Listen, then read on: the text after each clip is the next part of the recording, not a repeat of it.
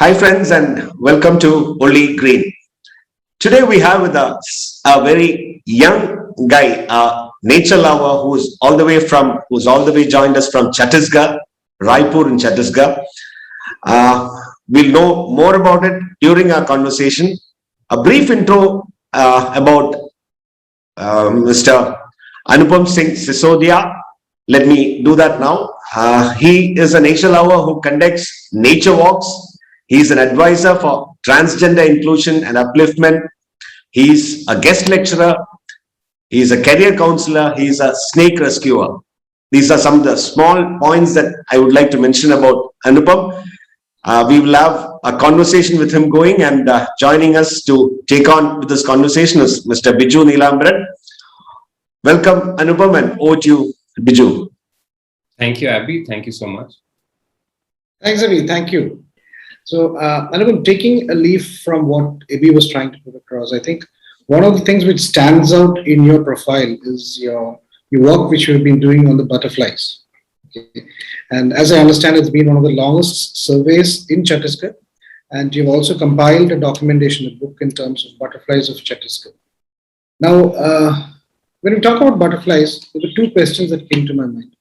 One is regarding the role of butterflies. For example, when we talk about bees, there's been a lot of discussion in terms of bees and how bees support the entire food chain, how they are a very critical part of the food chain. Now, do butterflies also have a similar role, like they are involved in the pollination only of flowering plants, or do they have any other role in the food chain? How important is the existence of butterflies to the entire planet? That would be my first question. First, looking at it from a broader and larger perspective, when we try to pick a particular taxa in nature, we are trying to understand systems of nature through a particular tool, and in this case, butterfly being that particular tool. Nature being so vast, it's difficult to understand it as a whole and in its totality. So what we do is we pick up certain tools. Birds can be one, butterflies, bees, like you mentioned. These are particular tools to create a map of our own understanding of nature, and this gives a rough idea of the territory of nature. And coming to Chhattisgarh now specifically, butterflies being creatures dependent on their host plants, they have very specific needs about what kind of plant they feed on. So naturally, it reflects the local ecosystem in a much better way.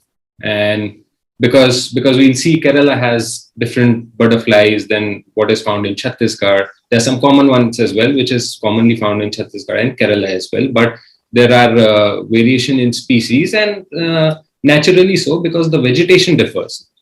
And when we are noticing these variations, what we are ultimately doing is we are assigning particular status or an exclusive status to the local ecosystem and local ecology, which is present in a particular landscape.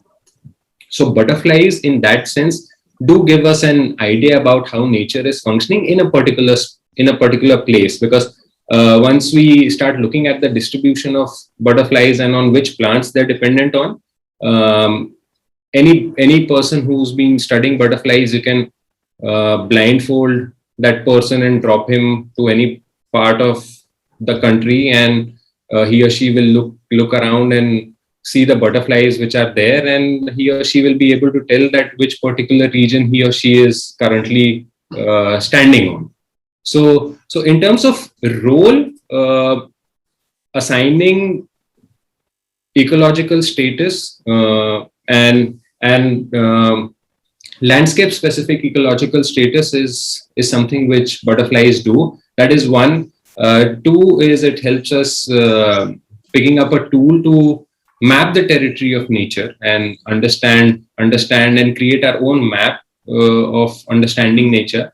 These being two, and as studies develop, we find out about roles, that what roles a particular taxa is playing in our system. I mean, being butterfly being an insect, and insect are so huge in their population. So naturally, they become one of the primary food items for their prey. So they play a critical role in the entire ecosystem of the food web. So this being given, now you took the example of bees. So bees, as we know it, they produce honey, and honey is a big commercial export item. And that is also the reason why we know specific roles of bees, because it holds commercial value as well. Butterflies, as of now, in terms of direct commercial value, that is something which we are still mapping out. And as studies progress, we'll be able to know in future. Okay, okay. Now, just taking it a bit more deeper into what you've said.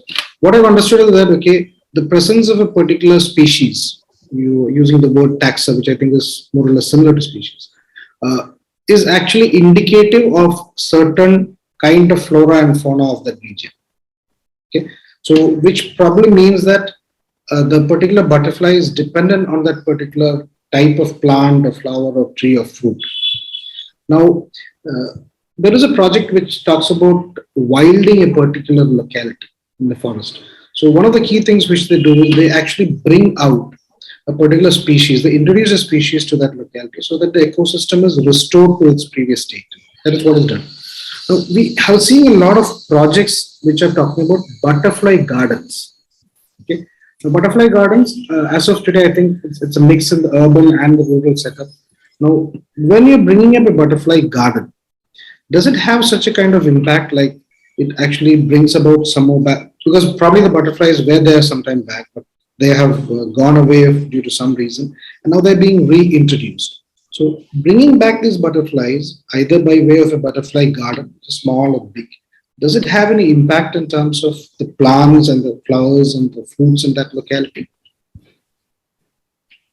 Yes and no, to start with, and I'll elaborate on this a little bit.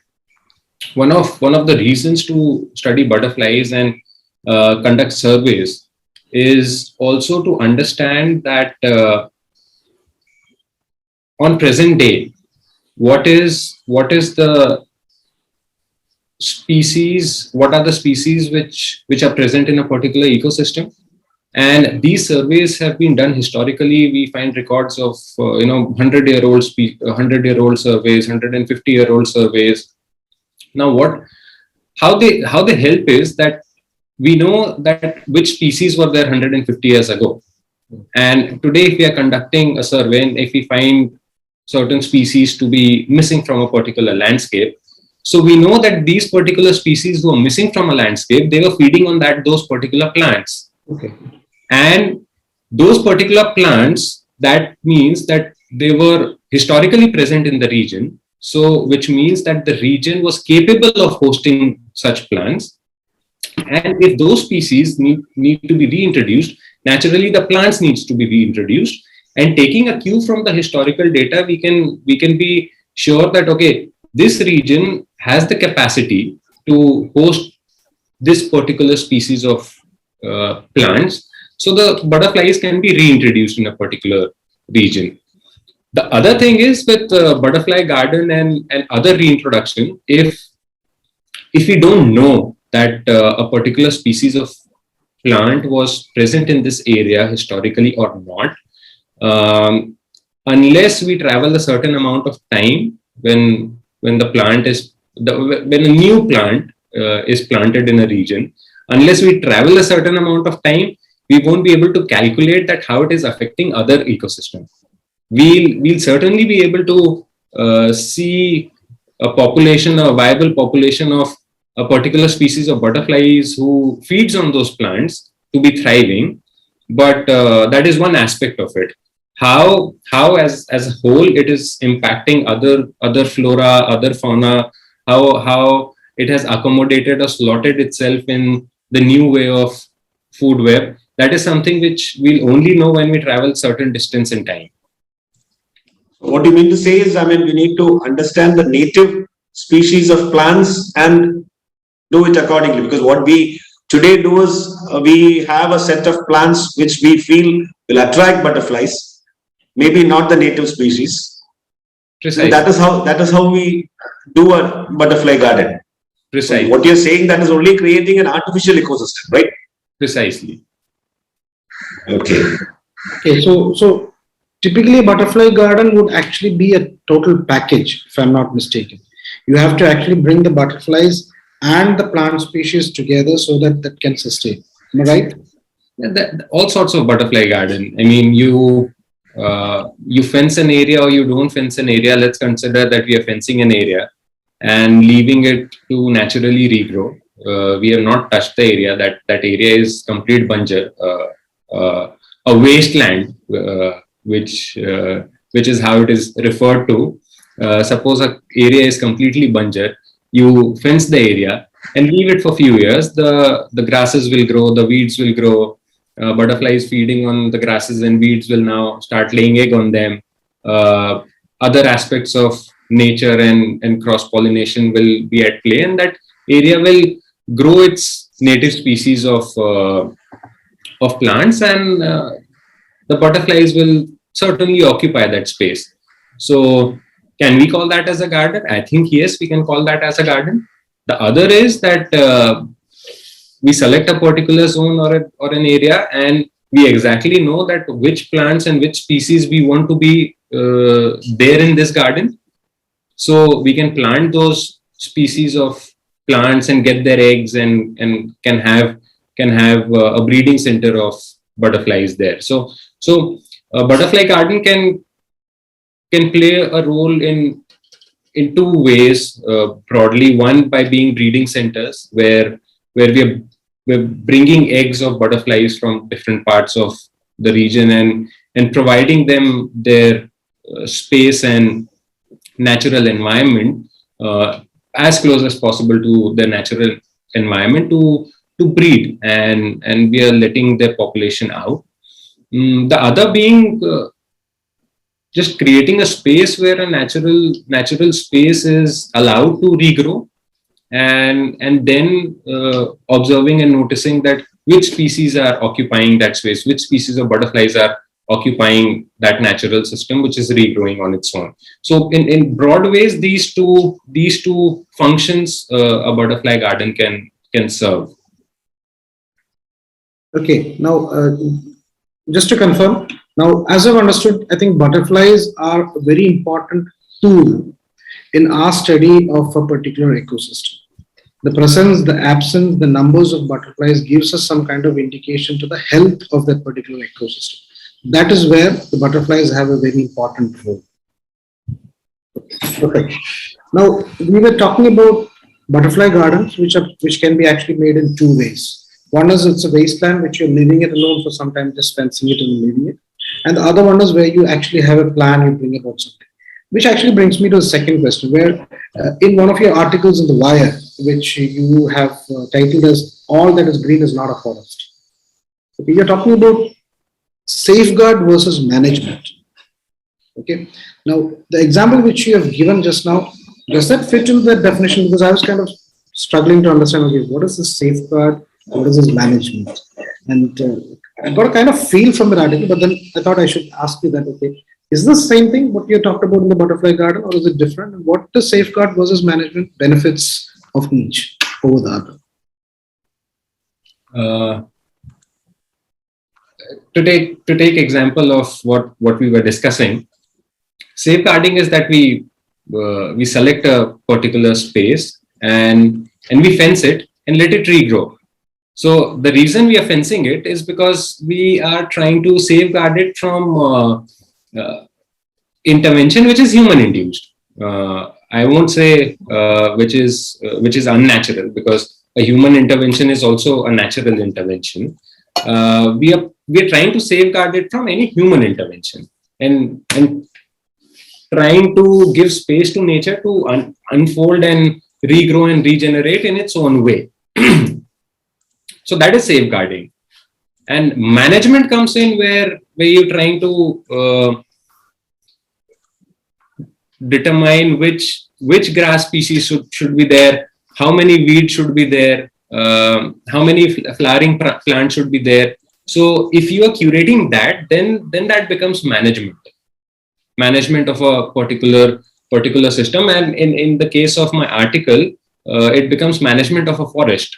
So once a forest is being managed uh, through through the amount of flora and fauna it can carry, then it is a lot of human intervention, and it comes in the way of natural regeneration, and comes in the way of how a forest functions naturally.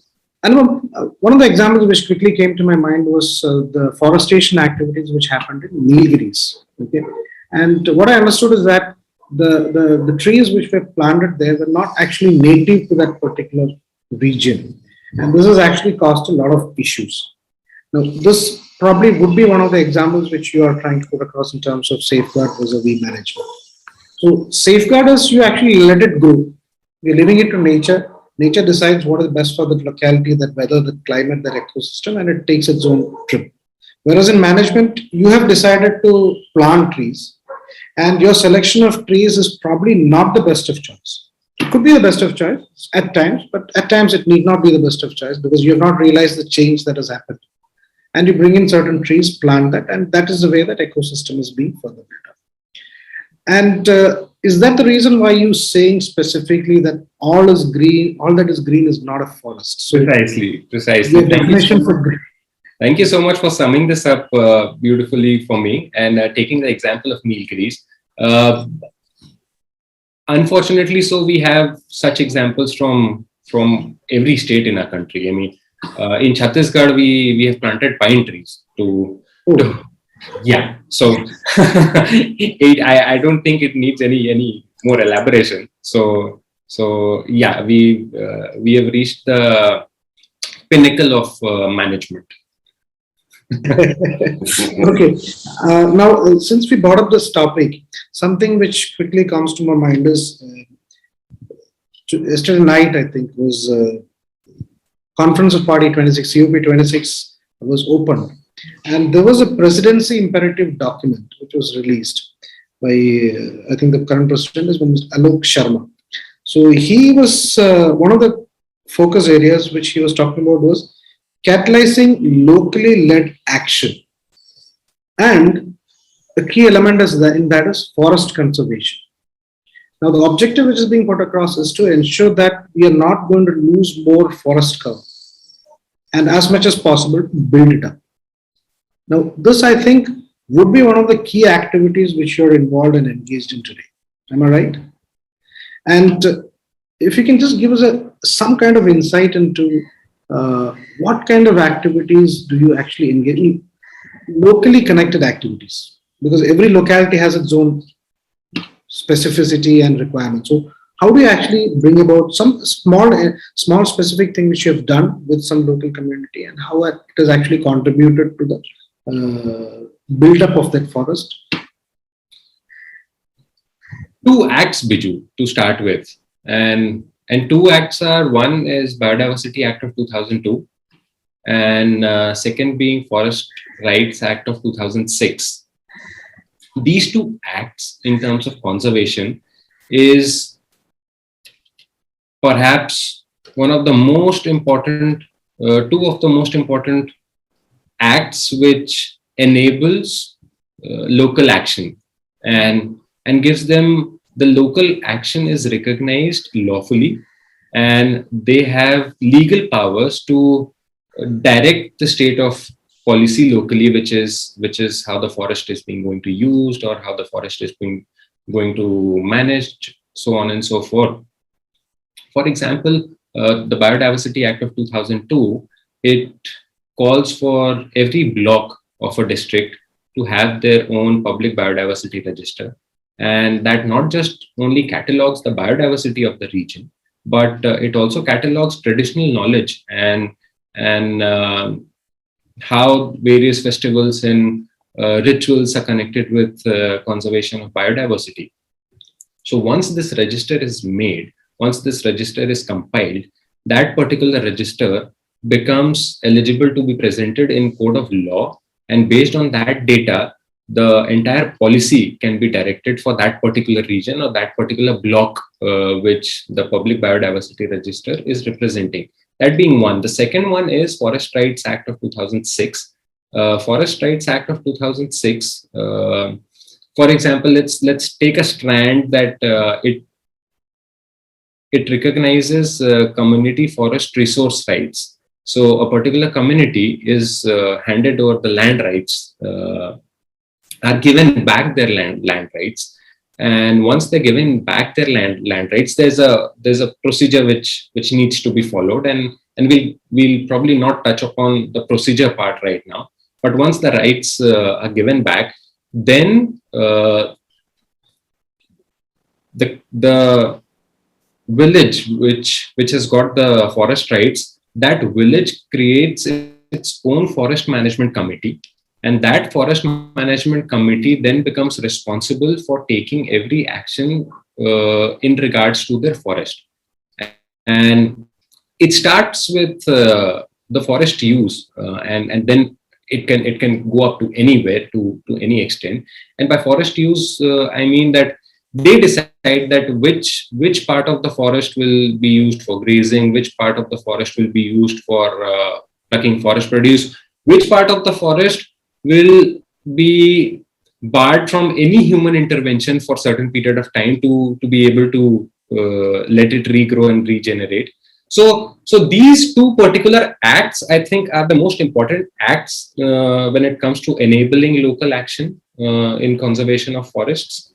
And currently, I've been engaged with Foundation for Ecological Security, who have intervened in Chhattisgarh, and there's a district here in Gariyaband where they've picked up a village, and I have had various consultations with the Gram Sabha of the village and with the forest management committee there, and have prepared a template of forest management plan, which suits them, rather than we giving our own template to them and asking them to fill this up. So the consultations led to what are the components in a forest management template which should be there, and that has been created, and that pilot template is now in use, and in a few months' time we'll see results, and the use of the template will actually determine how good the template is.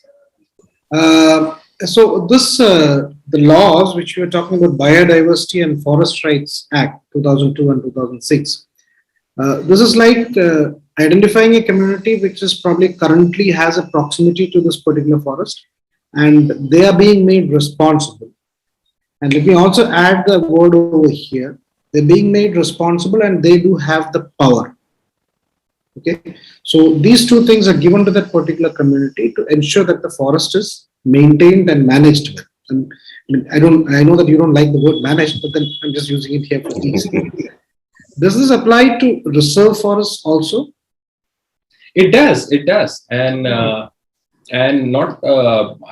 I mean, it applies to even tiger reserves. So Forest Rights Act has recognized that traditionally the people who were living on the forest land, their land was taken by the British government at of those times, and they were displaced of their own land. So Forest Rights Act now gives a provision to them to reclaim their land, and this applies to even tiger reserves. So Sita Nadi Udanti Tiger Reserve is here in Chhattisgarh, and some portions of the land has been given back to the communities here.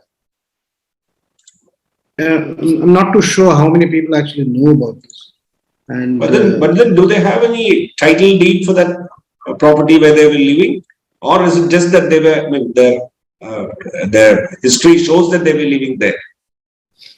There's a procedure where there are parameters where you need to prove that you were occupying the particular land in question before December 2005, and there's a procedure.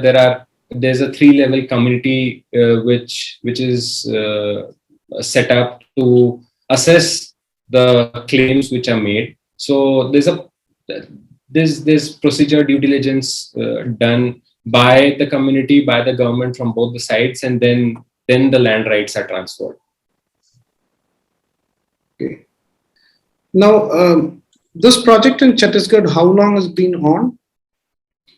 This has been on since last 5 or 6 months now. 6 months. Yeah. So we would probably look at it as a success. Probably a couple of years down the line, we'll know what has happened, and then we can. Yes. A couple of years down the line, we'll know. Chhattisgarh is I think one of the leading states in the entire country who has accelerated the process of implementing Forest Rights Act of 2006. You have around 45% forest cover in Chhattisgarh. 45%. Yeah, 41% of forest cover, and which includes plantations and tea and coffee gardens. That's there in your article. Yeah. Yeah. Okay. Now, so we have discussed about butterflies, and from there we went on into safeguard versus management. We went on to Group 26. Now, another key element, like you said, since 2013, you have been part of LEAD, okay, in different roles. Now, LEAD is something very new to me. I mean, I heard of it when I saw your biodata, something called as LEAD, and leadership in environment is what it actually means. What exactly is LEAD? Is my first question.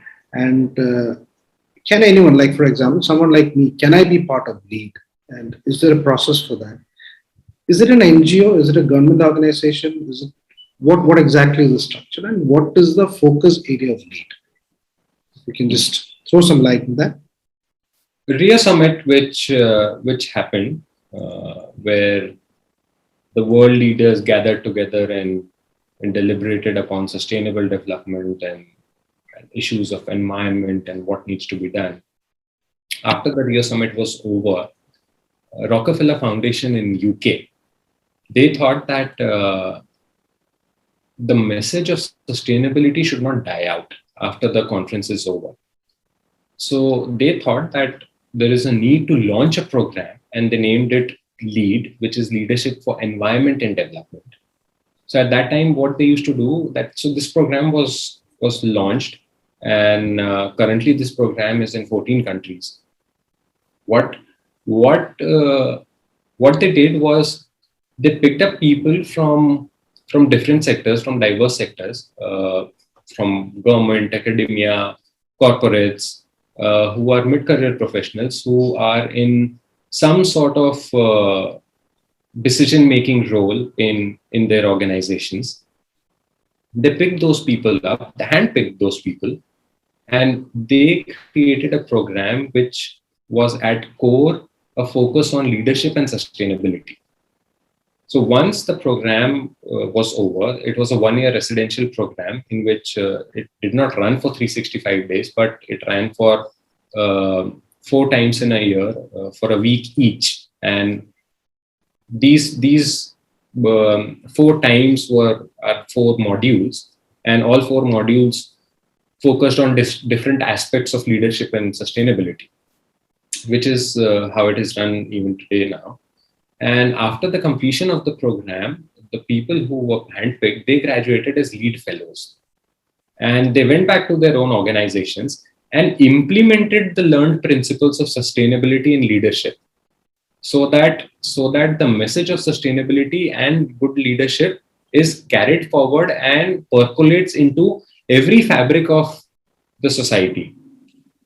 So this is what LEAD is about. And LEAD fellowships open every year, and of course you can be part of this program. And not just LEAD fellowships. LEAD fellowship is for mid-career professionals. We also do programs for youth who are under 25. We also do programs for other corporate houses, training them on leadership and sustainability. And all these trainings are on field and residential trainings most of the time. LEAD fellowship all the time, barring the pandemic. Is there a profession specific LEAD certification also? No, there's no profession specific LEAD certification. So if you skim through the website of LEAD India, we have people from every nook and corner of the country who, for example, we have a bureaucrat, we have forest officers, we have a person who is a community radio jockey as well, and we have a person who's a marine biologist, and we have a person who is a science journalist, and we have a person who's heading ITC. We have a person who's there in Indigo Airlines. So the group of people is extremely diverse in terms of profession, in terms of region as well. Okay, so if I actually want to be, this fellowship is the same thing which you said was the course which ran for 4 It's weeks. being carried out since this 2021, because since almost 30 years now. Oh, okay. Yeah, Okay. So Rio Earth Summit was the takeoff point and the Rockefeller. takeoff point for lead. Okay. So now if I want to actually apply for the fellowship, I can go to the Lead India website and apply for the fellowship, and there'll be procedure for selection. And once it's okay, so and then that will carry on for 1 year. And on successful completion, you can actually be part of your organization, and your objective would be to take it across. Take it across and be a part of this, extremely diverse network which carries one of the most interesting people I have come across in my life. Yeah, so it's a good place to be in. See, in one of my previous interviews, there was a question which I asked someone. I think you would probably be the better person in terms of answering that question. In an interview with a gentleman, there was a reference to sustainability versus development. Okay, so the response that this gentleman gave was that you're saying versus, which actually means that it is opposite. Okay, one cannot be going along with the other. But he said that that definition is what actually needs to change. So development can be sustainable. However, development, if you look at it today, we understand it more from a capitalist perspective, as the raw definition stands, which is purely driven by monetary considerations. And when it comes to monetary considerations, I think that's where most of the people tend to naturally or consciously forget that, okay, sustainability can be at stake. And I'm sure that you have been part of a lot of projects which tries to bring in sustainable development. A small project which you can just bring out as an example, something which you quickly talk about. Is there something? First, to start with, sustainable is an adjective. Sustainable is an adjective to development. And development can be of, as sustainable has pointed it out, that we can add our own adjective and have that sort of development, at least in principle.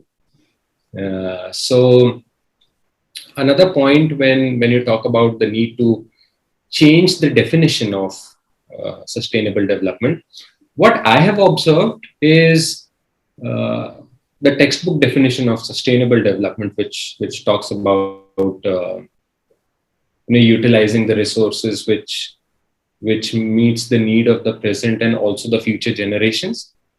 One of the things which draws my attention to that definition is the lack of a time frame.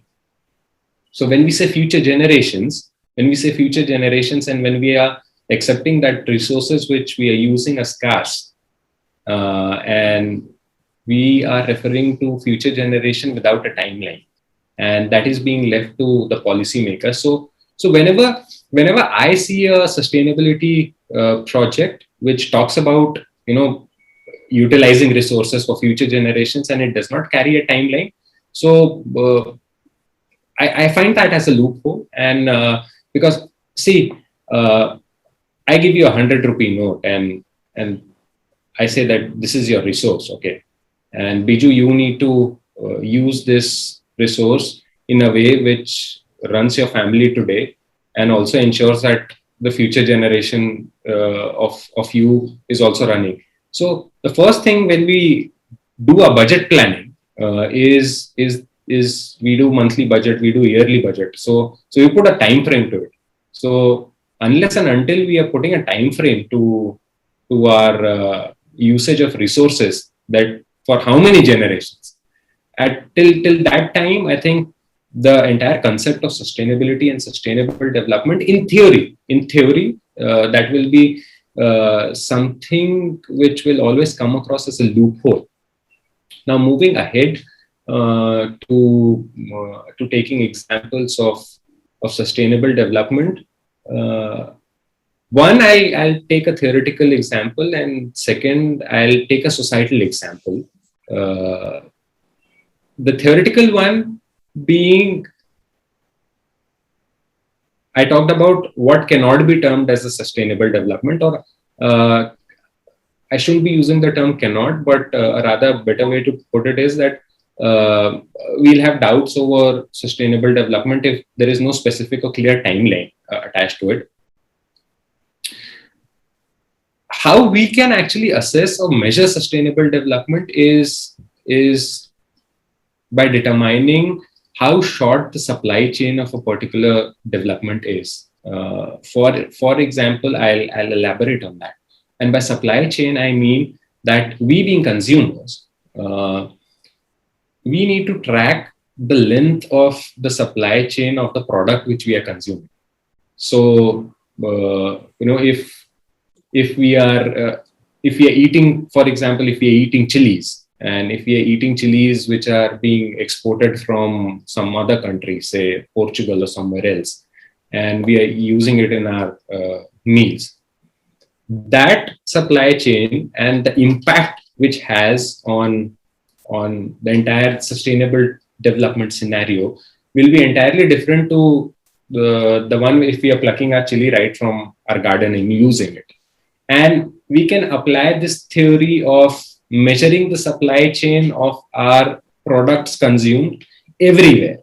And that not just goes on, that just not is applicable for individuals, but for institutions, organizations alike. That are we day by day expanding our supply chain so much that it's a fantastic thing to connect the world, and it's a fantastic thing where we can experience a chocolate made in Switzerland, and we eating that after our dinner. But we also need to consider that how far it has traveled, and what is the carbon footprint of that travel, and how many channels it has crossed to reach a table, compared to using and utilizing other local stuff. So sustainable development, when we talk about resources, we also need to stimulate local resources and stimulate local production and stimulate local consumption patterns. And if we are able to create societies which are self-sustainable in their own ways, that I think is going to lead to sustainable development. This again in theory, and I said that I'll take a societal example as well. And I'll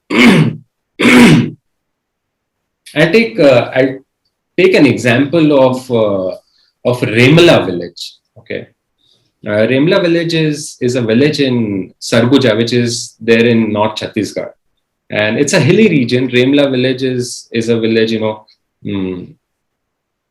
far-flung village, a remote village, having a scattered population of people who are settled in isolated houses around the hill, and that is how people in the hilly region here live.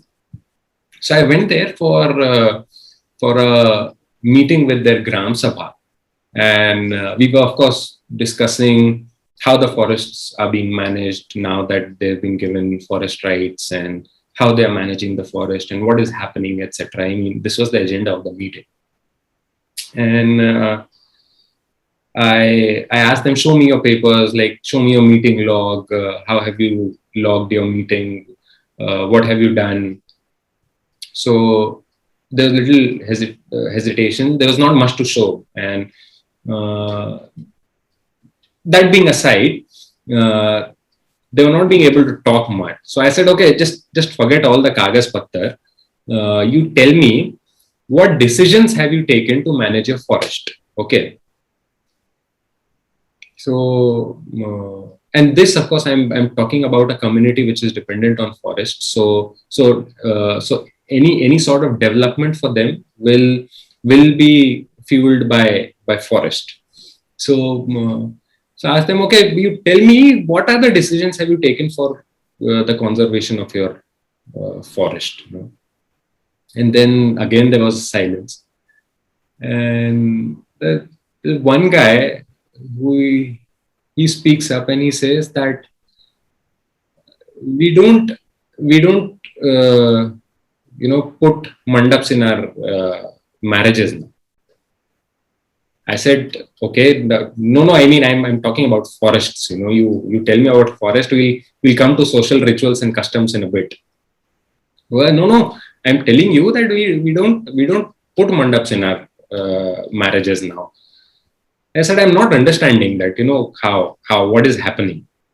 So it broke a little bit of ice in between by making fun of myself that I'm not understanding such a basic thing which is being communicated. And then the interesting part comes. So the guy told me that whenever in this village somebody is getting married, okay, what they do is they invite a saint, and Biju, tomorrow when I'm getting married, and I'll send you an invite. So you'll think that, okay, Anupam has invited me for his marriage, I should take something for him, at least a bouquet or any gift. So there in that community, since there is no market available to buy bouquets and stuff, people really want to gift something and gift something useful. And timber, wood, is the most useful resource. One, it can be used for planting the mandap. Second, it can be used for burning the wood and making food, etc. So the invitees, what they used to do, they used to venture into the forest and they used to log off the best looking trees. The best looking trees used to be logged off, and in one marriage, hundreds of trees used to be cut. And that used to be carried to the groom's or bride's place as a gift. So for mandap, you just need 4 stumps to plant, and then the mandap is done. All the other remaining tree is there as a jalau lakdi, or as a fire fuel wood. And that is something which they recognized, and they said that now that we have got the forest rights, we have taken this decision that now we won't be logging off the trees, we'll be reusing the same stumps which we have logged off. So in a societal point of view, for me, this is one of the best examples of sustainable development. And I think that's an awesome example. I mean, we probably would not, until you told us the actual story, I was also thinking, okay, where is this going to? I can probably understand the dilemma that we were going through at that point of time. Yeah. So I think rightly put, that local knowledge is the best way to apply for sustainability, because each and every locality is different from the next locality. And the point which you said earlier, rituals, the customs, everything actually add to their way of living. And if it has to be sustainable, I think they know best how to make it more sustainable than anyone else. And I also want to add to this point the importance of ownership, Biju. Because once they got the ownership of their forest, they start seeing the forest as their own. So once people get the ownership of something, and ownership is not just on a paper. I think ownership largely has to do with how you feel. Do you feel a part of a particular place? Do you feel a part of of your society, and that is where ownership comes from. I mean, we take this example a lot of time. I mean, we as Indians use it as a joke that, even the mugs in the toilets in our railways needs to be chained up, and that is because, for public assets, I don't think we take ownership, and we lack that ownership for our public assets, for our public spaces.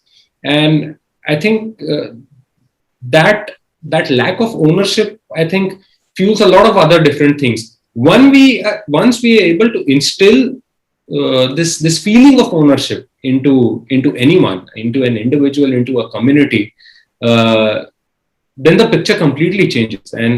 And the decision which they have taken, interestingly, is one of the most sensitive decisions. It is one cultural. They also informed that, that same stump goes to every community. So that is not caste specific. So in marriage of every other caste, every different caste, that same stump will travel. So this is a very sensitive decision which they have made their first decision as. Now imagine if that forest was being managed by forest department, and forest department coming in and taking that decision. It's a good decision. It's a fantastic decision. But just imagine the repercussions of this decision if this decision was being taken by a forest department. True, very true. It's a forced one. Then you're forcing it on somebody. Sorry? You're forcing it on somebody. You're forcing it on them. Exactly. I think it's a very, very wonderful example, and it comes across as a very simple yet powerful example of sustainable development. Brings out the element that, okay, local people know better, and even the smallest decision can have an impact in terms of your overall living. And like you rightly said, it impacts everything. It impacts the culture. It brings about impact in the mindsets in terms of the ownership that people are taking. Fantastic. Now, we have covered a lot of things in terms of your mainline activities, which is butterflies, forest, FES, rights of forest rights, all those things. Something which in your biodata came across as slightly different. One is you're talking about snake rescue, okay? And somewhere you've mentioned that snake rescue is something that anyone can actually practice. And I mean, snakes are generally seen as very dangerous, and you generally have a kind of, you try to run away from where a snake is. So we also do have our own snake guy over here. I don't know whether you've heard of him. His name is Wawa Suresh. So he has captured a zillion snakes, and he's done that like kind of work. Do you do that quite often? Do you get being called for such rescues quite often, and do some training program for that? Are you doing something? Quite often. Training program is more than training program. It's counseling. and making people believe that that we all are surrounded by snakes. It's just that we see them, once in a while. They don't want to be seen in the first place. Snakes don't want to be seen. They don't want to be seen. And we are surrounded by snakes. And if we are not surrounded by snakes, God help us managing the rodent population. No amount of rat kill or no amount of pesticides can manage the population. I mean, pesticides of course can manage the rodent population, but it will also damage the water system to the food and plants, etc., and so on. So more than training, it is counseling. I'll again share a small anecdote when talking about snake rescue. So here in Raipur, every 15-20 days or in a month, we get a call from officers colony. So officers colony here has rows of houses, and it's nice old trees are there, and open space, garden. It's a military residential area. It's it's Officer. it's officers colony is where the bureaucrats live. Government. Yeah. So every, say, once in a month, we do get a call that oh, there's a snake in the house, and since now years of decoding the patterns of the call, we have understood that there is one rat snake family which occupies that entire officers colony, and that rat snake sometimes it's scanning the treetops, and just some on a one fine day, just by scanning the treetops also enters the garden and is at the side of the garden. So there's a huge uproar that, oh, there's a snake who has arrived. So when I tried this, and I tried this couple of counseling, if that this can be called a counseling thing. When I get a call, oh, there's a snake. So where are you calling from? So I'm calling from officers colony. So already rings a bell. Huh? Oh, there's a trees there. Yeah, that rat snake must be doing the rounds. So I said, okay, where is the snake? It's in the house. So I take a guess that, oh, your house, there's a huge tree in front of your house, right? And they, yes. and the snake must have been scanning the treetops, and it's very close to your garden, so it might come into your garden. Yes, exactly. That is what is happening. So I go on and say that, sir, it looks like a snake, but it's actually a cow who you're looking at. and the person on the other end starts chuckling that what this guy is saying, that this looks like a snake, but it's actually a cow. so the person starts to chuckle, and again they understand through this conversation that this person knows what he's talking about. He knows the locality and knows what snake is around there, and it in a way just breaks the ice for a conversation where then they can be talked about that, see, it's a harmless snake, it won't come after you to bite you and stuff. Another one I use is of again for rat snakes. Is there's a snake there. So it looks like a snake, but it's a lizard of your house.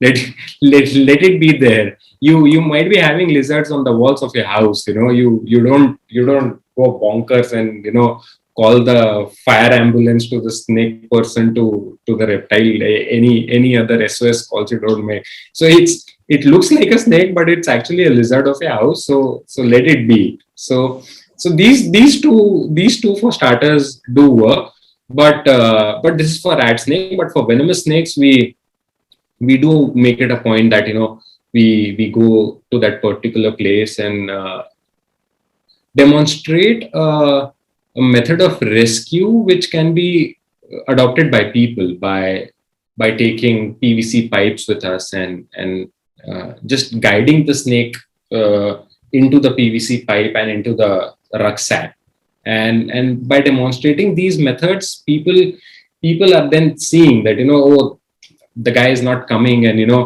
just coming in and walking in and just picking up the snake and handling the snake and putting it in the bag and stuff. So once there are few cases when there is need to actually handle snake, but those cases are rare, so I'll not go into that. But most of the cases snake can be just chased out of that particular place, or just guided into a PVC pipe where the snake can get into the rucksack and it can be released to a nearby place. So when once people see this method, and we talk to them about this method, and they also believe, because they've seen that, oh, it is something that which can be guided through a danda or a stick into a PVC pipe, and a PVC pipe and a rucksack is something which can be easily be available around you. So the threat or the fear factor, I won't say it vanishes, but it instills a certain amount of confidence that this is something which is fearful, but it is something which can be managed. It's not a life and death situation suddenly where you're losing your sleep or something which is there to kill you. So this is so rescuing is one thing, counseling is other thing. I understand. You've been saying we. Is there a team? Yes. So there's our entire team. There's a group of 15 to 20 people now who are there in the team, and this team of ours also won the Biodiversity Conservation Award this year, which was presented by the CM of our state, Mr. Bhupesh Baghel, and we started. We had to share our data, and I think in last 1 year, I mean in 2020 itself, we have just in Raipur and around Raipur, we have almost rescued more than 600 snakes. So, even in her book, Neha Sinha had mentioned about a snake rescuer lady. Yes, and Manisha. Manjeet. Yeah, Manjeet. Is she from same area or same group? She and her family pioneered this entire snake rescue and snake rescuing, and she's the one who made it into a people's movement. And by people's movement, I mean to say that she brought people together, and today we have a thriving snake rescue group after 12, 13, 14 years of her trying to provide or counseling people on how to be around snakes and how to deal with snakes, and it sounds as if she's in love with snakes. She is, and I've learned methods and nuances of rescue and a little bit of how to manage people, because one of the things which I like about being on snake rescue is management of people. This whole crowd which gathers around. It's a mela which is going on, and that mela and that mela which is going on is brewing the tension. That's this. If a snake rescue site is a wonderful site to just see the tension of the crowd and the excitement and that what is going to happen.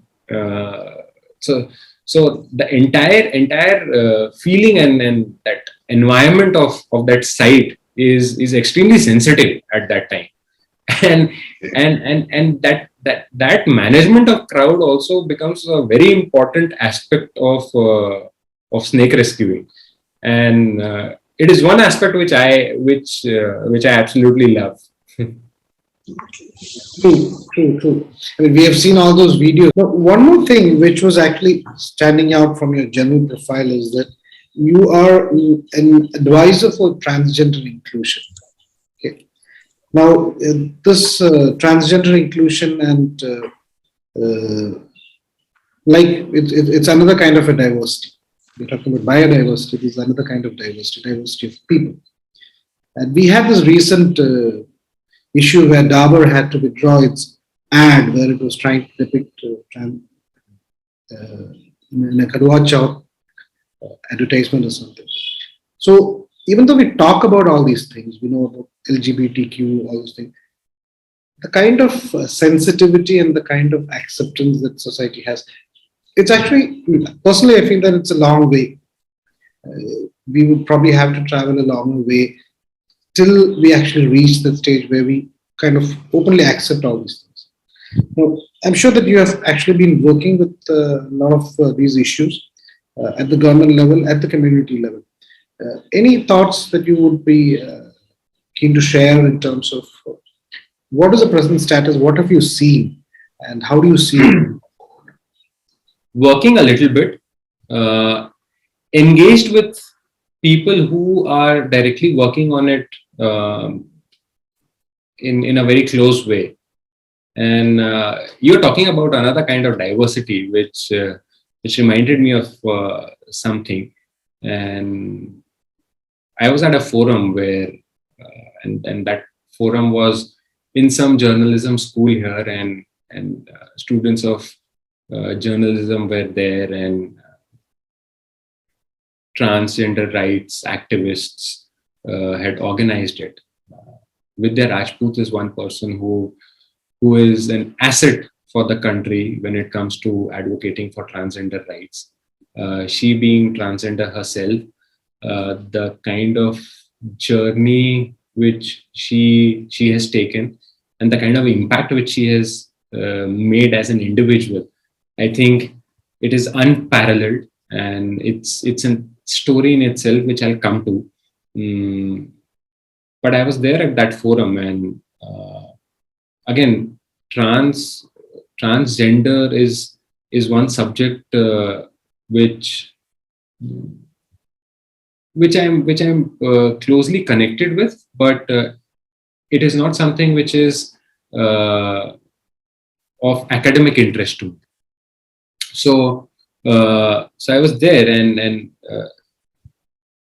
I was speaking on transgender, so I of course had to take examples of how I view the world, and I was speaking about biodiversity. That as a researcher on biodiversity,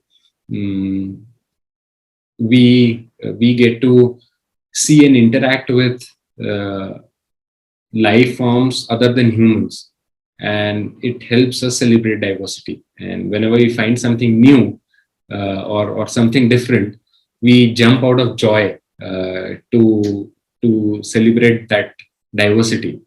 And it is something which and it is the same way I see different genders as well, and even specifications within the genders as well. So I personally look at it with a lot of joy, equal amount of joy or a similar joy, which is there to observing different species which we share our planet with, and transgenders being the same, that they add diversity, a wonderful diversity to how we function and where we function. And in terms of work, Biju, again coming back to Vidya Rajput now, she is an asset for the country, to say the least. In fact, today is 1st November, and it's Creation Foundation Day of Chhattisgarh, and Chhattisgarh government today is awarding her even for Kerala, it is the birthday of Kerala. Oh, fantastic! So, congratulations, and good day to be interactive. Yeah. So Chhattisgarh government today is awarding her for the amount of advocacy which she has done for transgender rights. Through her advocacy and through her work, now we have 7 to 8 transgender people who have been included in police service, and just in terms of message, the kind of message and inspiration which it provides to the entire community, that okay, this is also possible, is something which we will only realize 20 years, 30 years down the line, how monumental such unfoldings are of just 7 people getting inducted into police service. Because I remember I was taking a session of transgenders on different aspects of environment, and in our introduction, I asked them, apart from names, also tell me, what do you want to become in your life? And beautician is one thing, and beautician is one thing, which is there in 90-95% aspirations. Okay, and we see this aspiration grow because we have seen that in salon industry or personal care industry, how transgenders have been employed since a long time. So we see that aspiration reflecting on young kids now, that this is where I will belong, this is where I will be accepted. And now that they have been included in police services, and we need to include them in other services as well, so that once we do that, we are not just catering to, or we're not just uplifting those 7 people, but the entire aspiration of the entire community changes, and it just keeps on growing. So that is something which is fantastic, and it is only because of the work of Vidya Rajput here. Not a single day has gone by where she has not ran around people and government offices and bureaucrats to politicians to advocate for their presence. And it is after so many years that we see the developments now. She, in fact, was the most happiest when she arranged a group marriage of 20 to 25 trans couple, and it was something which was the first of its kind in our country. She feels the most happiest about that, because we asked her that, Vidya, you work so hard, you tell us, what would you like, what's your dream? You tell me about your dream. So she says that, I want to be married, and I want to be in a family, accepted and living a normal life like you guys live. And she says that my dream and aspiration is to be a housewife. So something which is as simple and as normal to us, it is a dream for them to be just accepted into a family and to function in a society, in a family way of living. It is something which surpasses any profession or any professional achievement for her. And it was something which really struck me, and that is exactly where we as society are now standing, and that is the kind of space and environment we need to create as a society, where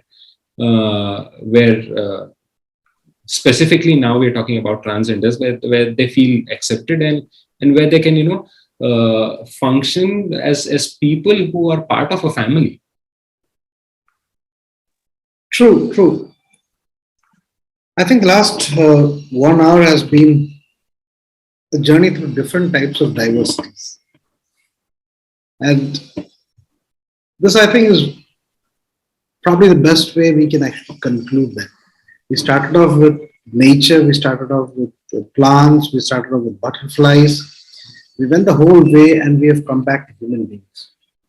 And I think the message that you have given us, it's been very informative. I think a lot of knowledge, a lot of information, and it shows how deep you have been involved and engaged in these activities. It's a very wide spectrum also. It's not just limited to one thing. So the message that I am taking from this is that diversity is actually part of nature. It's nature's way of life. Diversity is there.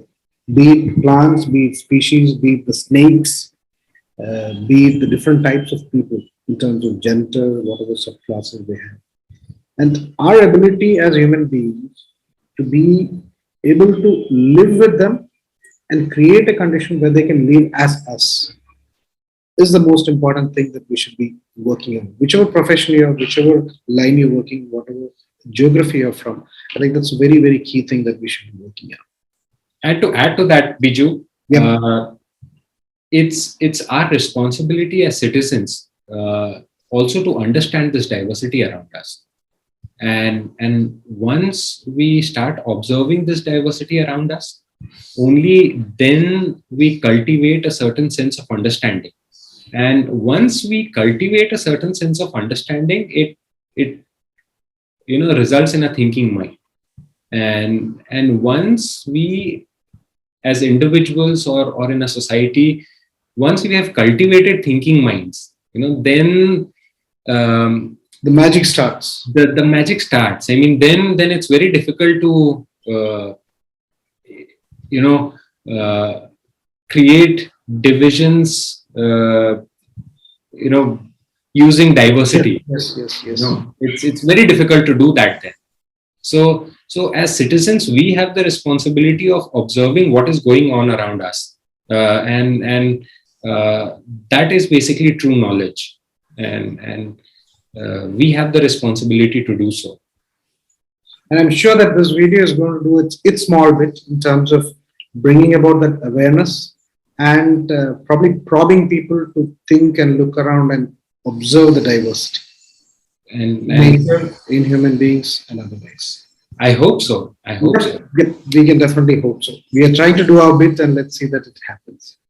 So that's from me, Biju, and over to you, AB. Thanks, Anupam. It was really a great, very informative journey for the last 1 hour.